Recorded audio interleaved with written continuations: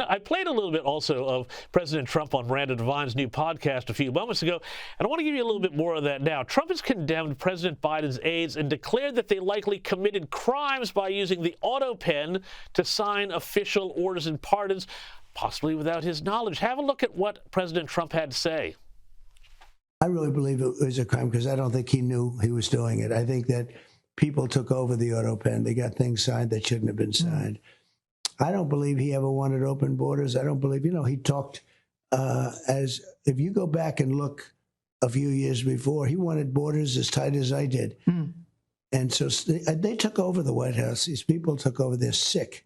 And what they've done is terrible. But the good news is we're fixing it.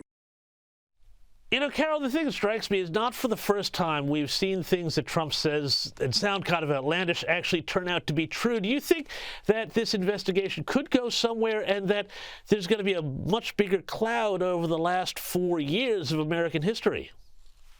Well, this one sounds absolutely true to me. And I think that as all of these people are writing books about the Biden years and how, we didn't know how unwell he was and how feeble he was, I think the main question has to be who was running the country, who was actually in charge. And that will get us to the bottom of who was responsible for the autopen. I agree with Donald Trump. I don't think Joe Biden knew a lot of what he was signing. And I do think that there's a scandal there. And I think it was out in the open for a long time. He didn't seem to know where he was a lot of the time. You're telling me that guy knew who he was pardoning? I'm not so sure. I think Donald Trump is absolutely right on this one. Very curious to see where this investigation develops, because they are going to need somebody from the inside to tell the truth. And I don't know whether they're going to find that person.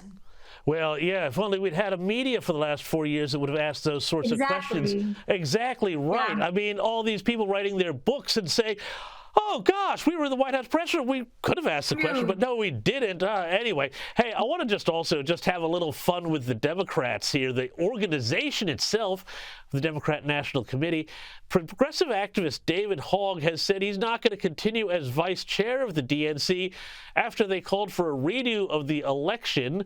And the whole thing turns out because, well, he was a white male and didn't fit their diversity quotas. This is pretty hilarious when the Democrats are fighting against each other like this. But also, I mean, this is kind of what they want for the nation, isn't it?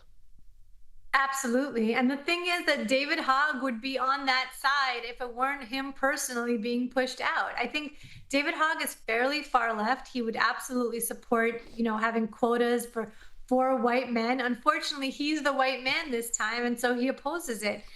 It's funny because he's coming off as a little bit more sane, but for the last few years, he's been, again, fairly out there, and he's best known for starting a failed pillow company to compete with the conservative pillow company, My Pillow. And that's really all he's ever done. So this idea that he should be running any organization is ridiculous.